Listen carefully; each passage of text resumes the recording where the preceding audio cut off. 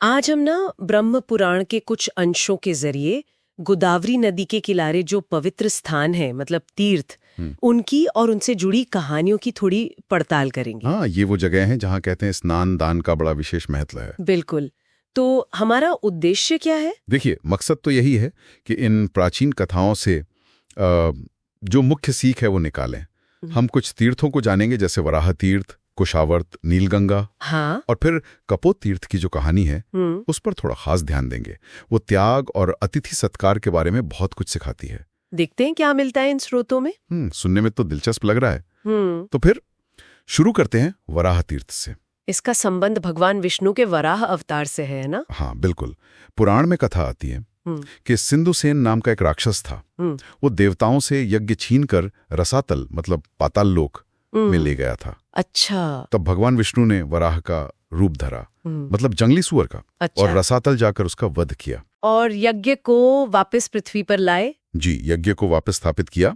और कहते हैं कि इस संघर्ष के बाद उन्होंने जिस जगह पर गंगा जल से अपने रक्त सने अंग धोए, हाँ, वही पवित्र कुंड या कहें वाराह तीर्थ बन गया। अच्छा, यानी वहां स्नान करना एक तरह से धर्म की पुनर्स्थापना के पुण्य से जुड़ जाता है और पितरों को भी मुक्ति मिलती है, ऐसा मानते हैं। ठीक कहा, बिल्कुल। अब अगर थोड़ा आगे बढ़ें तो आता है कुशावर्त तीर्थ। कुशावर्त, इसका नाम कैसे पड़ा? इसका नाम महात्मा गौतम से जुड़ा है। उन्होंने कुश यानी एक प्रकार की पवित्र घास होती है, उसके जरिए गंगा की धारा को मोड़ा था, आवर्तित किया था। ओ अच्छा। मोड़ा था, हाँ, लौटाया था, इसीलिए ये कुशावर्त कहलाया। यहाँ भी स्नान और दान पितरों को तृप्ति देने वाला माना गया है। और यही गंगा फिर गोदावरी या गौतमी गंगा कहलाई। हाँ हाँ, क्योंकि गौतम ऋषि ही इसे यहाँ लाए थे, तो गौतमी गंगा भी कहते हैं।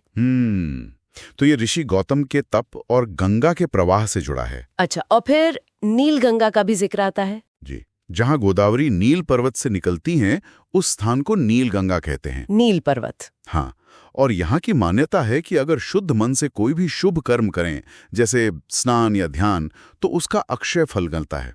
अक्षय फल मतलब ऐसा पुण्य जो कभी खत्म नहीं होता? बिल्कुल, जो कभी नष्ट ना हो। ये तीनों तीर्थ तो अपनी अपनी कहानी कहते हैं। एक भगवान के पराक्रम की, दूसरा ऋषि के तप की और तीसरा निर्मल उद्गम की। पर वो जो कहानी है कपोत तीर्थ की, उसने मुझे सबसे ज्यादा सोचने पर मजबूर किया। हाँ, वो कहानी वो वाकई असाधारण है।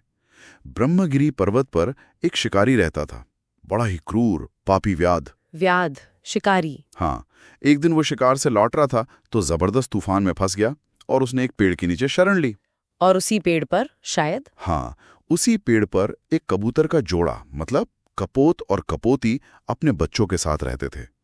और विडंबना देखिए, उस शिकारी ने मादा कबूतर कपोती को पहले ही पकड़कर पिंजरे में डाल रखा था। अरे, मतलब शिकारी उसी पेड़ के नीचे है और उसकी कैद में उसी पेड़ पर रहने वाली कपोती है। बिल्कुल। तो जब नर कबूतर कपोत लौटा और अपनी पत्नी को न पाकर दुखी हुआ, विलाप करने लगा, तो पिंजरे में दंत कपोती ने उसे सुना।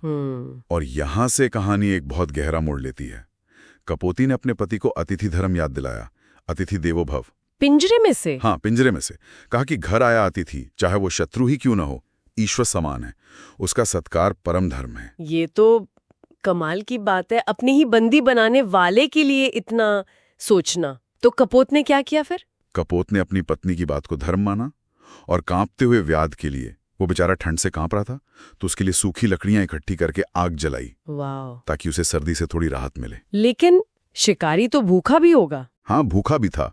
और यही त्याग की पराकाष्ठा देखने को मिलती है।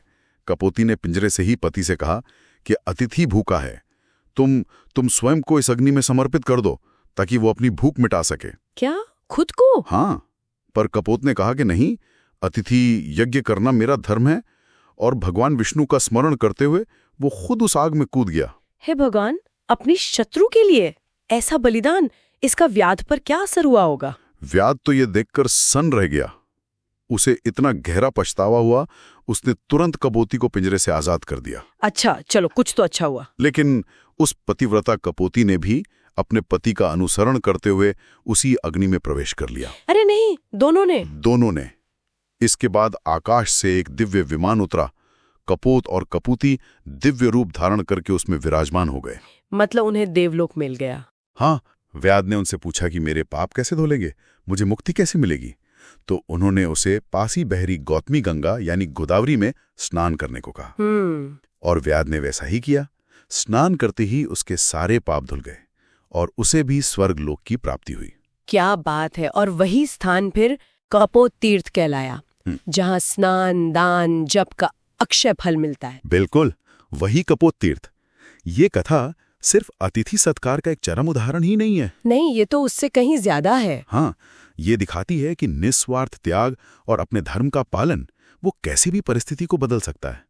और साथ ही ये गौतमी गंगा यानी गोदावरी की महिमा भी बताती है। सोचिए, उसके जल में इतनी शक्ति कि इतने भयंकर पापी को भी शुद्ध कर दिया। तो हमने देखा कि गोदावरी के किनारे ये तीर्थ, ये सिर्फ पवित्र जल के स्रोत नहीं है, बल्कि बहुत गहरे संदेश लिए हुए हैं। कहीं ईश्वर का पराक्रम है, कहीं ऋषि का तप, तो कहीं इन साधारण से पक्षियों का असाधारण त्याग। सही कहा। और कपोत तीर्थ की कहानी शायद सबसे ज्यादा इसलिए छू जाती है क्योंकि ये दिखाती है कि करुणा और धर्म का पालन ये किसी भी व्यक्तिगत दुख या दुश्मनी से भी कहीं बड़ा हो सकता है। इसने न सिर्फ उन कबूतरों को देवत्व दिया, बल्कि एक पापी व्याध को भी मुक्ति का रास्ता दिखा दिया।